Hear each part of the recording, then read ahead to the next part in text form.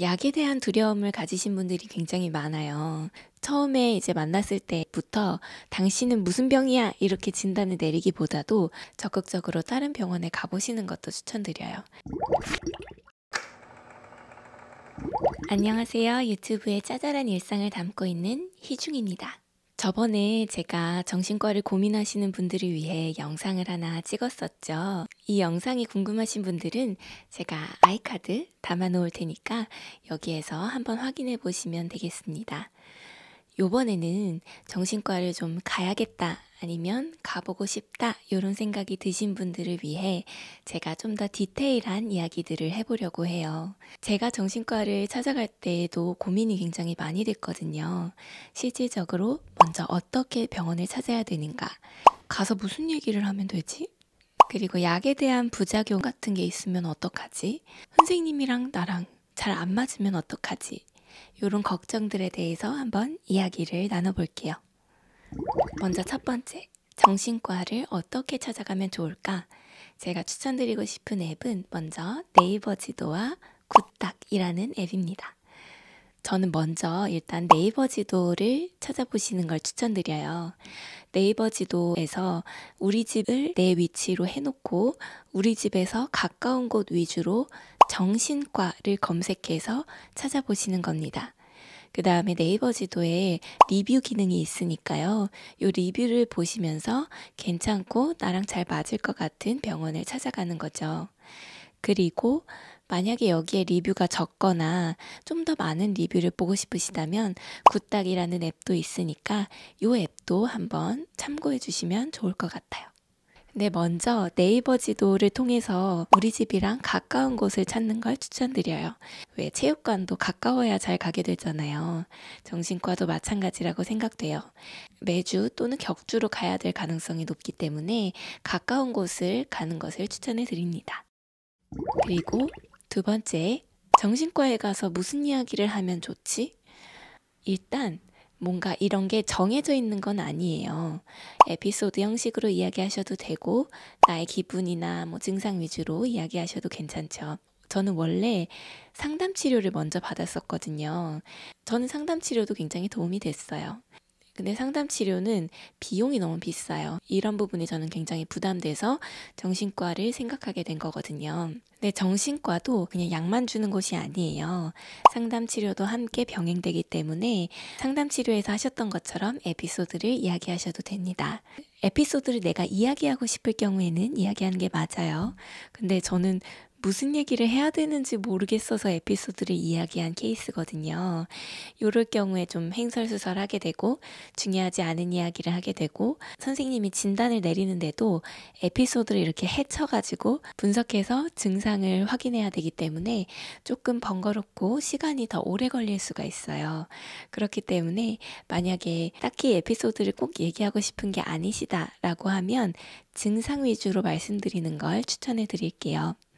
예를 들어서 우리 이비인후과 가면 귀가 간지러워요. 뭐 그런 식으로 이야기를 하잖아요. 그런 것과 마찬가지로 증상 위주로 말씀을 하시는 거죠. 아침에 일어나면 가슴이 너무 뛰어요. 제가 집중을 해야 될 때도 집중이 전혀 안 돼요. 이런 식으로 말이죠. 그리고 세 번째, 약에 대해서 말씀을 드릴게요.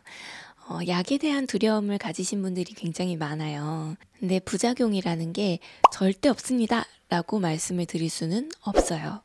근데 생각을 해보시면 모든 약들이 다 부작용이 있어요. 정신과 약이라고 해서 엄청나게 대단한 부작용이 있는 게 아니라 그냥 모든 약들이 있는 그 정도의 부작용을 생각하시면 돼요. 예를 들어서 감기에 걸려서 약을 먹으면 약이 입을 쓰게 해서 입맛이 뚝 떨어지곤 하잖아요. 이런 부작용 말하는 겁니다. 그리고 왜 주변에 보면 한약 잘못 먹어서 내가 이렇게 살쪘잖아 이러신 분들 있잖아요. 이런 식으로 그냥 모든 약들에 있는 대부분의 부작용 같은 것들이 있다고 생각을 하시면 돼요.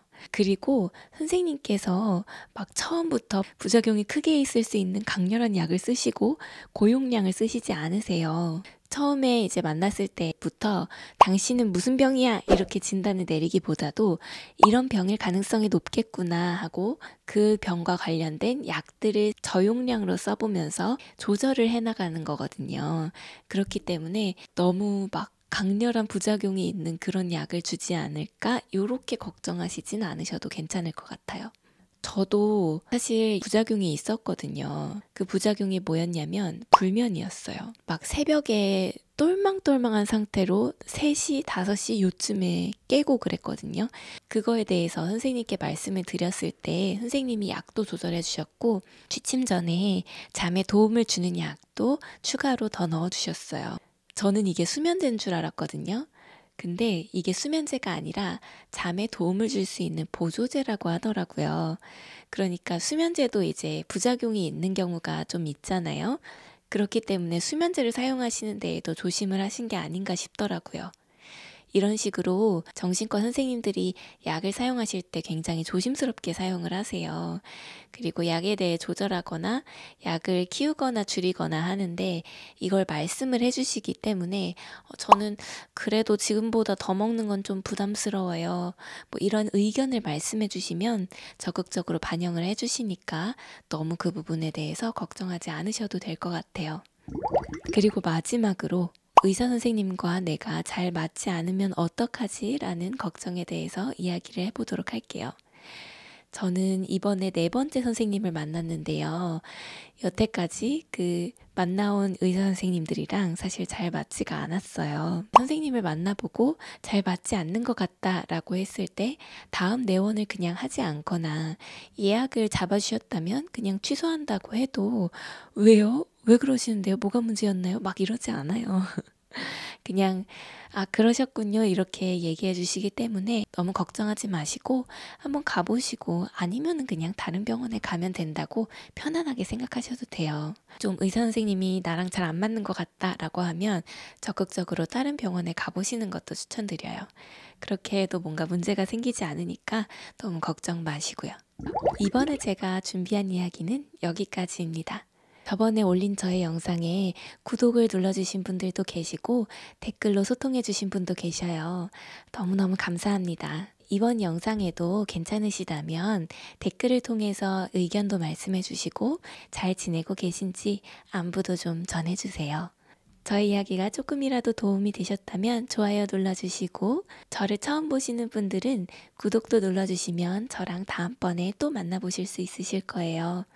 오늘도 영상 끝까지 시청해주셔서 감사하고요. 여러분들의 앞길에 행운이 가득가득하기를 제가 기원할게요. 그럼 우리 다음번에 또 봐요.